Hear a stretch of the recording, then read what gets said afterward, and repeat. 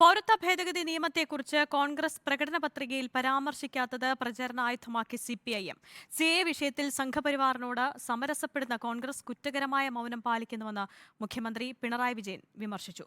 കേരളത്തിലെ കോൺഗ്രസ് നേതാക്കൾ ജനങ്ങളെ വഞ്ചിക്കുകയാണെന്ന് സിപിഎം സംസ്ഥാന സെക്രട്ടറി എം.വി. ഗോവിന്ദനും പ്രതികരിച്ചു. ന്യൂനപക്ഷ ധ്രുവീകരണം ലക്ഷ്യമിട്ട് പൗരത്വ വിഷയത്തിലൂന്നി പ്രചരണം നടത്തുന്ന സിപിഐഎമ്മും LDFും വീണ്ടുകിട്ടിയ പുതിയ ആയുധം നിലയ്ക്കാണ് കോൺഗ്രസ് പ്രകടന പത്രികയെ കരുവാക്കുന്നത്. രാജ്യത്തെ ന്യൂനപക്ഷങ്ങളെ ആശങ്കയിലാഴ്ത്തിയിരിക്കുന്ന സുപ്രധാന വിഷയമായ പൗരത്വ ഭേദഗതി പ്രകടന പത്രികയിൽ നിന്ന് ഒഴിവാക്കാൻ കോൺഗ്രസിന് എങ്ങനെ കഴിയുമെന്നതാണ് മുഖ്യമന്ത്രി ഉയർത്തുന്ന ചോദ്യം. പൗരത്വ ഭേദഗതി വിഷയത്തിൽ കോൺഗ്രസ് പാർട്ടി ഇതേവരെ അവരുടെ നേതൃത്വം ഒരക്ഷരം എതിരായി പറഞ്ഞിട്ടില്ല.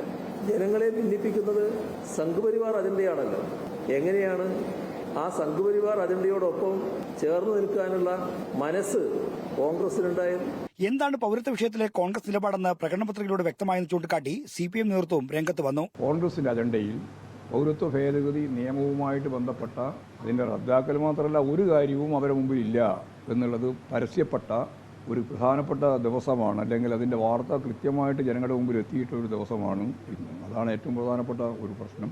പൗരത്വമടക്കമുള്ള വിഷയങ്ങളിൽ കോൺഗ്രസിന്റെ കാപട്യം തുറന്നുകാട്ടുക എന്നത് രാഷ്ട്രീയ ഉത്തരവാദിത്തമാണെന്നാണ് CPIMന്റെ വാദം. BJP സ്വരത്തിൽ സംസാരിക്കുന്ന കോൺഗ്രസ് വിമർശനത്തിനുള്ള മറുപടി കൂടിയാണിത്. റിപ്പോർട്ടർ, ആലപ്പുഴ.